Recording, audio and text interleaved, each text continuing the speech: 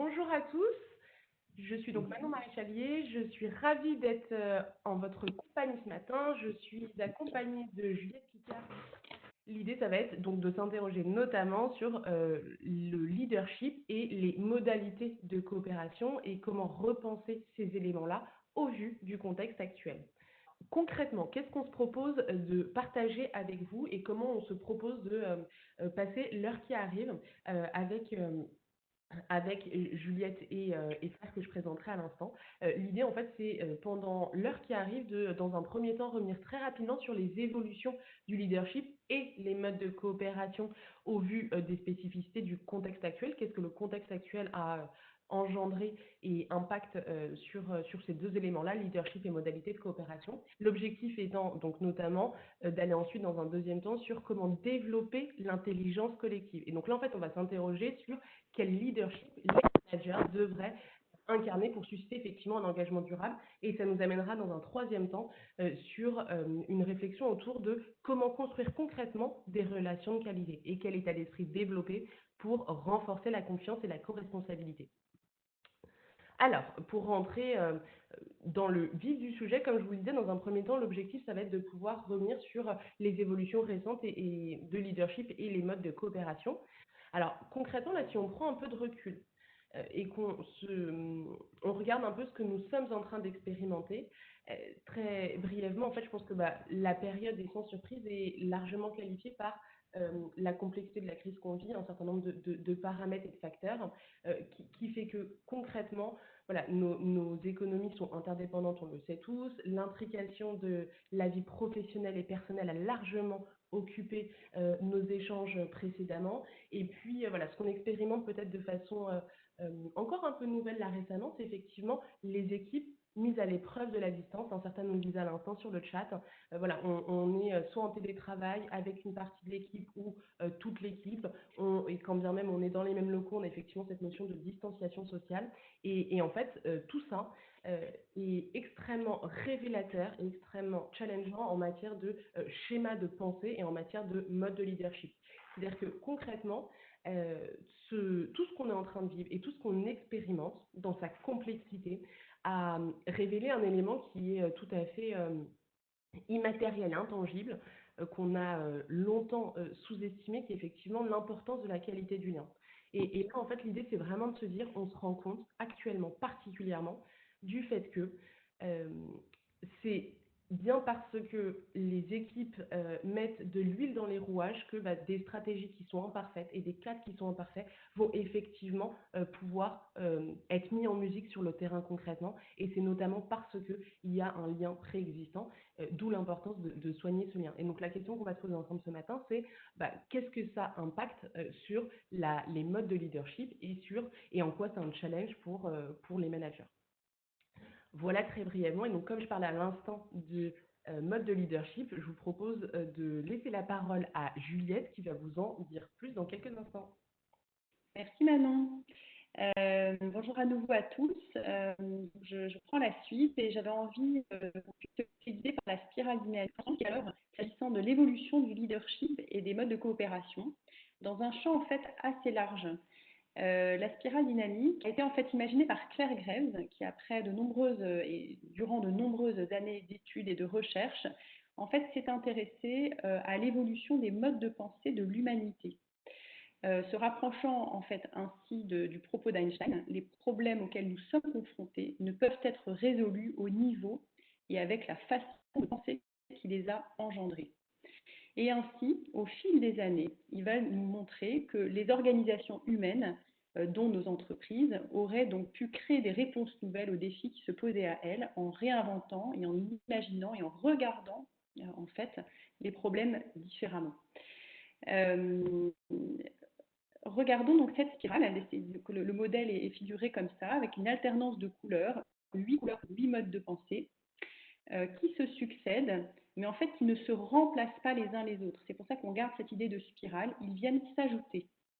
Et donc dans une crise, finalement, on va utiliser les modes de pensée existants, mais on va être appelé à en créer un nouveau, ou plusieurs nouveaux, enfin plusieurs manières de repenser le problème. Et par ailleurs, alors ces couleurs n'ont pas à voir avec d'autres inventaires de personnalité, peut-être que certains connaissent. C'est simplement pour nous aider à nous retrouver dans les changements de paradigme qui ont pu être vécus voilà, sur notre planète, j'ai envie de dire depuis l'arrivée des hommes sur cette planète. Vous verrez aussi que l'alternance, qui est une alternance entre des modes de pensée qui sont centrés sur l'individu et des modes de pensée qui sont centrés sur le collectif. Comme si, en fait, Grève nous rappelait, nous montrait que l'un enrichit l'autre. Voilà, la maturité individuelle, en tout cas ce que découvre l'individu, va enrichir le collectif qui va enrichir l'individu. En fait, c'est ce qu'il a pu observer lui-même. Ça répondra pour partie certainement aussi aux questions qu'on se pose sur l'évolution des modes de coopération. Regardons en un exposé voilà, succinct, je ne pourrais pas voilà, y passer non plus trop de temps, mais quand même ce qui s'est joué depuis la nuit des temps. Donc au début était la survie, l'homme sur Terre combat le mammouth seul et c'est difficile.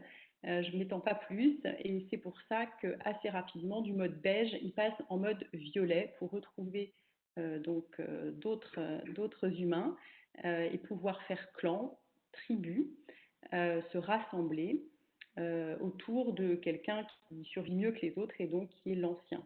Donc dans un mode violet, si je remets ça dans le champ de l'entreprise, c'est le début du compagnonnage et le manager, c'est l'ancien. Et puis en violet, parce qu'il y a d'autres dangers qui surgissent qu'on ne s'explique pas, il va falloir découvrir. C'est la limite du violet et donc il faut sortir du clan pour aller découvrir. Et donc c'est l'arrivée du rouge qui veut prendre le pouvoir et qui part à la conquête. Partant à la conquête, donc il va aller chercher son affirmation personnelle, son courage, sa force. Et en même temps, il s'affranchit de la tribu et il n'y a pas encore vraiment de règles existantes. Et donc, il peut y avoir aussi une forme de violence dans la typologie du rouge, du mode de pensée rouge. Alors en entreprise, c'est ce qu'on observe quand il y a des conquêtes de marché très fortes, quand il y a par exemple l'ubérisation, encore récemment, qui est un mode rouge en fait, et qui est un mode rouge parce que les règles ne sont pas encore établies, mais vous voyez qu'en même temps, voilà, on est en train de créer quelque chose malgré tout d'intéressant, qui challenge très fort le marché. Donc ça, c'est le mode de pensée rouge. Le chef ici, globalement, le mode de leadership s'impose. D'accord, c'est un chef qui est reconnu pour ses faits de gloire. Le mode rouge amène aussi de la violence et c'est pour ça que ensuite progressivement, va y avoir une nécessité finalement d'organiser les choses, d'organiser pour s'entendre voilà, entre chefs. Voilà. Et dans l'histoire de l'humanité, ça a pu être l'arrivée de certaines lois, ça a pu être l'arrivée de la religion, par exemple. En fait, c'est l'arrivée d'une vérité, de principes de fonctionnement qui pourraient être au-delà des désirs individuels de conquête. Et donc, c'est l'arrivée du bleu, c'est le conformisme. Le conformisme cherche finalement donc, à organiser les choses. En entreprise, c'est le taylorisme, c'est l'industrialisation qui voilà, en masse quelque part, avec des managers qui sont gestionnaires et qui en fait vont pouvoir évaluer ce qui est bien ou mal par rapport à un référentiel. C'est bien ça les idées. Et puis en même temps, ça organise la société avec un certain nombre de statuts et les personnes se retrouvent rangées un peu dans des statuts, des classes, etc. Et vous pouvez imaginer, là à nouveau, l'individu se révèle et souhaite se différencier. Voilà, on pourrait reprendre la crise de mai 68 par exemple, où des individus épris de liberté, voulant exister pour ce qu'ils sont et non pas pour ce à quoi ils appartiennent quelque part, puissent voilà, réellement s'exprimer, innover aussi. Dans l'arrivée de l'ère orange, c'est le mode de pensée donc rationnel qui cherche de manière assez pragmatique à développer du progrès, de la performance, s'appuyer sur les compétences aussi de chacun pour y arriver, et qui pense que aussi dans le mode de pensée, finalement, tout est possible. En orange, tout est possible. Et donc, c'est ce que l'on connaît beaucoup dans nos entreprises, l'organisation qu'on va retrouver voilà, sous la recherche de performance, des business units, des organisations plus matricielles, de managers qui sont des managers qui accompagnent les individus et avec une logique d'objectifs individuels beaucoup, cherchant le dépassement de soi. Le monde orange trouve sa limite quand l'humain se rend compte qu'en fait, toutes les ressources finalement ne sont pas là, toujours. Le tout est possible n'est pas si vrai et dans toutes les situations. On s'en rend compte avec la planète, voilà, dont on consomme les ressources à mi-année à peu près. Voilà, on sait à peu près par rapport à ce que la planète est capable de renouveler. Donc c'est l'arrivée de la prise de conscience de l'écologie, voilà, qui est nécessaire, mais en entreprise, vis-à-vis des ressources humaines, la prise de conscience des risques psychosociaux, des burn-out qui arrivent, etc. Et de se dire, OK, il y a peut-être quelque chose dont on ne tient pas compte là, c'est la durabilité de notre système. Et donc en vert, c'est le monde pluraliste, avec la nécessité de prendre acte des interdépendances, des limites qui s'imposent à nous et de faire avec. C'est la naissance dans les entreprises des modes du commerce équitable, qu'on connaissait déjà. Je pense qu'aujourd'hui, on est dans une crise majeure qui est en train d'accélérer le passage au vert. Le monde orange est bien présent, le bleu, le rouge aussi encore, le violet bien sûr, mais il y a quelque chose qui nous pousse là à nous interroger vraiment et réellement sur un mode collaboratif différent où on pourrait compter chacun sur nos complémentarités. Le jaune et le turquoise, je vais moins les développer, simplement vous dire qu'ils existent déjà pour partie. Le jaune serait proche dans son mode intégratif de ce qu'appelle la culture agile en entreprise. C'est-à-dire comment l'individu, à nouveau, on est recentré sur l'individu, va se mettre au service d'un collectif qui est mature. Et puis, il y a moins de logique d'ego, en fait. L'individu est là, mais vraiment au service du collectif pour faire avancer le collectif de manière efficiente. Et le turquoise, donc c'est ce qu'on appelle un mode plus holistique, qui serait présent à 0,02%, donc en termes d'observation aujourd'hui par les sociologues. Donc je ne vais pas peu le développer. Il re-questionne en tout cas la place de l'humain sur Terre.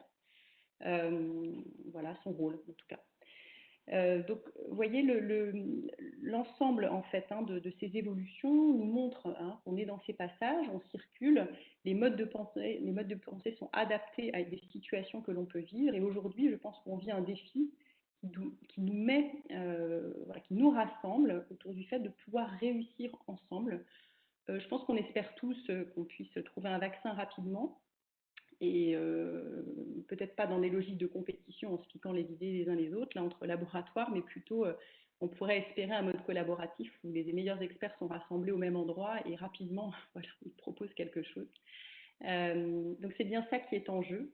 Donc c'est comment finalement dans cette transformation culturelle et de mode de pensée on peut avancer. Et voilà, chez Accor Consulting, on intervient d'ailleurs auprès d'entreprises dans des moments de changement majeurs, avec cette grille de lecture de la spirale dynamique pour accompagner les transformations culturelles. Alors je vais avancer pour le mettre en perspective maintenant avec le sujet de l'intelligence collective, qui est un sujet qui nous occupe aussi dans ce webinaire ce matin. Développer l'intelligence collective et comment finalement les managers pourraient incarner un leadership pour susciter de l'engagement durable, comme je le disais, voilà, avec le vert qui s'invite. Prenons un petit temps complémentaire pour du coup faire le lien.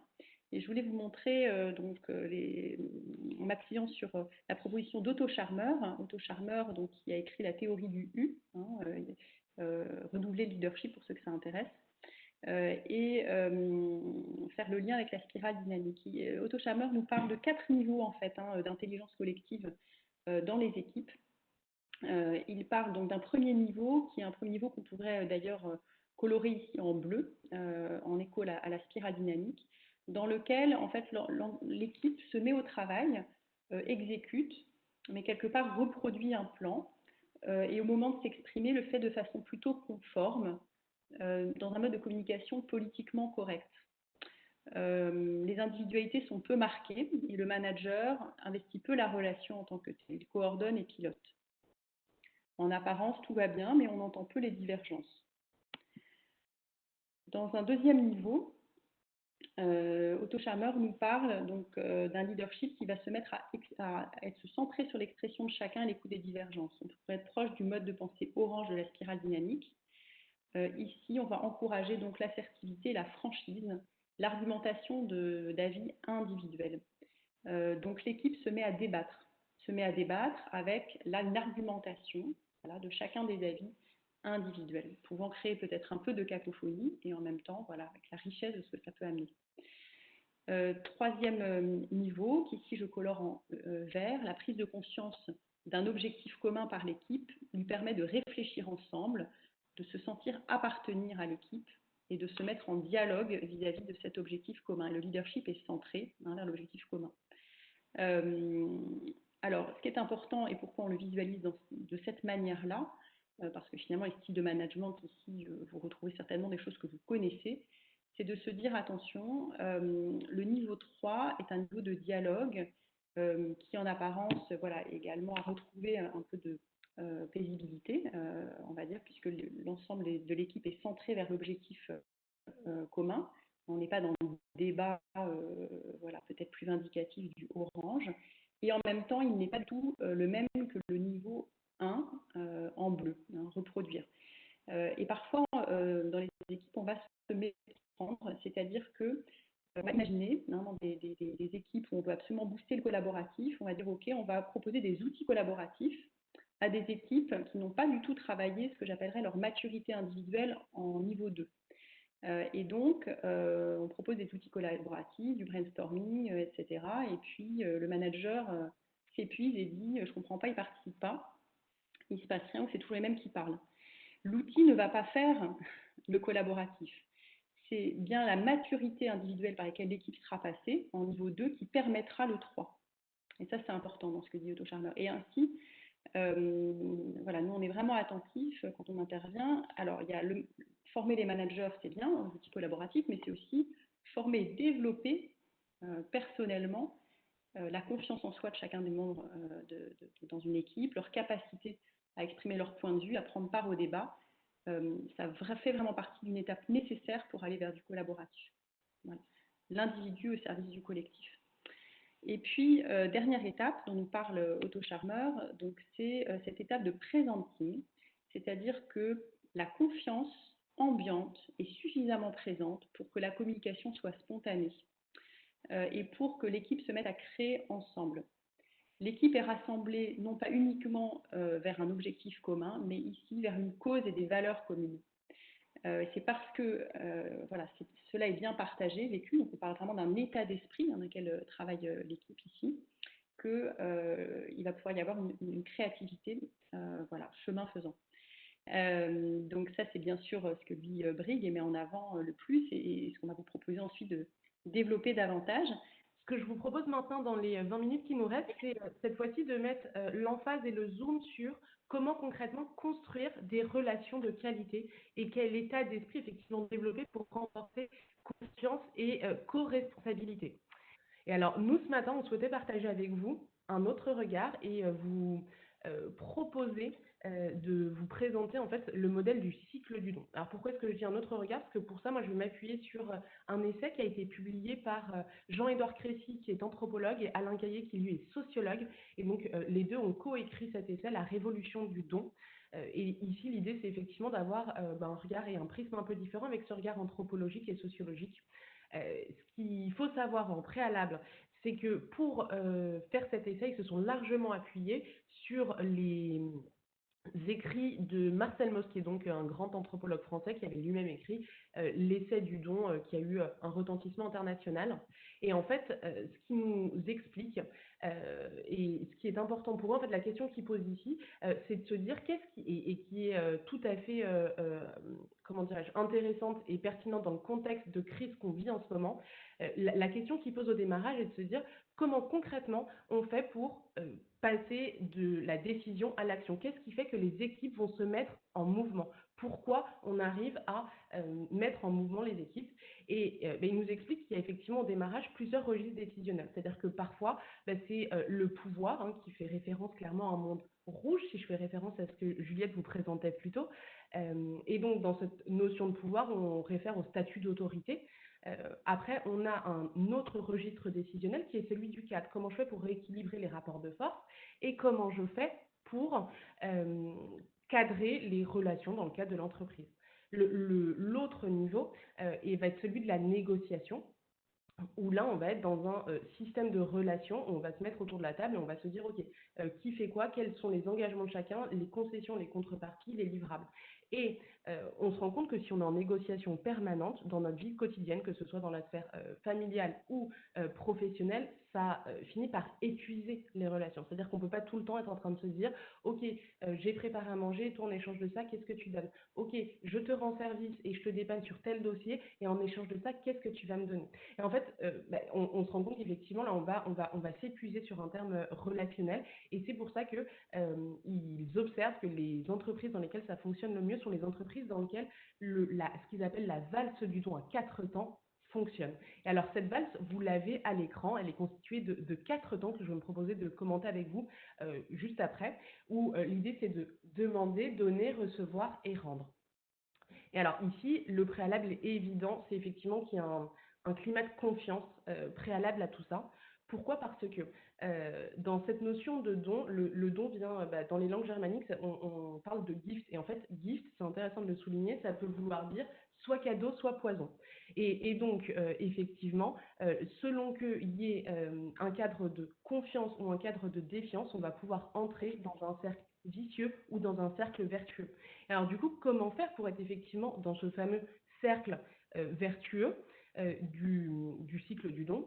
Dans un premier temps, il y a un élément qui est tout à fait important, c'est demander. Et ici, ce que les auteurs précisent, c'est qu'effectivement, il faut demander avec les formes. On nous l'apprend depuis tout petit. Il est extrêmement important de soigner la façon dont on entre en interaction avec un interlocuteur. Et puis, il est aussi tout à fait important de motiver sa demande, de justifier, de donner du cadre, de donner du sens aux personnes à qui on s'adresse. Et ça est d'autant plus important que, vous êtes nombreux à nous l'avoir dit, on est quand même dans un cadre actuel où l'incertitude et l'inquiétude règnent. Donc, sur ce premier temps de la valse, effectivement, il est tout à fait fondamental de demander avec les formes. Et ça va permettre de mettre notre interlocuteur dans une disposition où il va être prêt à nous donner. Alors, on le sait, là-dessus, les études sont très claires. Quand nous donnons, ça contribue à notre bonheur. Et en même temps, il ne faut pas écraser l'autre de sa générosité. C'est-à-dire qu'il faut jauger ce qu'on donne, et donc il faut donner en fonction de ce qu'on nous a effectivement demandé. Et il faut donner aussi en permettant à l'autre en face de nous rendre et de ne pas être éternellement redevable. Et puis, lorsque je donne, il y a quelque chose qui est aussi tout à fait central, c'est de donner pleinement. C'est-à-dire que quand, par exemple, je vais confier une tâche, quand je vais confier une mission à un collaborateur, à un collègue, il est important de déléguer pleinement cette tâche. Et quand je lui donne la tâche, je lui donne aussi l'autonomie, la responsabilité dont il a besoin, et je vais aussi lui donner l'accompagnement dont il a besoin pour être en situation de réussite. Donc, je vais lui faire régulièrement des feedbacks notamment, etc. Et du coup, ce qu'il faut retenir sur ce deuxième temps de l'aval, c'est la nécessité de donner à bon escient. Et ce qui va nous permettre, nous en face qui avons fait cette demande, de recevoir. Alors ici, c'est tout à fait, il est tout aussi généreux de recevoir que de donner. Et la façon dont on va recevoir va être ici centrale et fondamentale. Et c'est ça qui va faire que la circularité arrive et qu'effectivement, ça va pouvoir être fluide et circuler. C'est le fait de recevoir avec gratitude. Alors, ça peut paraître simple, on nous l'apprend depuis tout petit, il faut savoir dire merci.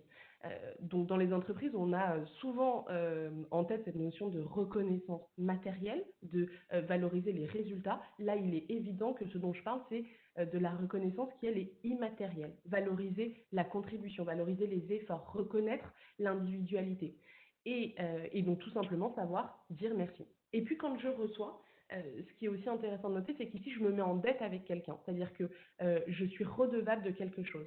Et, euh, et ça, c'est l'essence même du lien au démarrage, hein. C'est-à-dire que si je te dois quelque chose, on va être amené à se revoir. D'ailleurs, dans le langage courant, quand on rompt les relations avec quelqu'un, on a pour habitude de dire je ne te dois plus rien, on est quitte, on s'arrête là.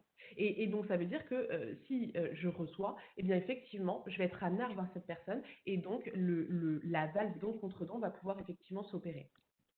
Et donc, ça nous amène au dernier temps et au quatrième temps de la valse, qui est effectivement la notion de rendre et de rendre de bon cœur. C'est-à-dire que quand je suis dans cette valse don contre don, je repars chargée de quelque chose de positif. Le don, il est inconditionnel. et je ne sais pas à qui je vais rendre, je ne sais pas ce que je vais rendre, je ne sais pas quand je vais le rendre.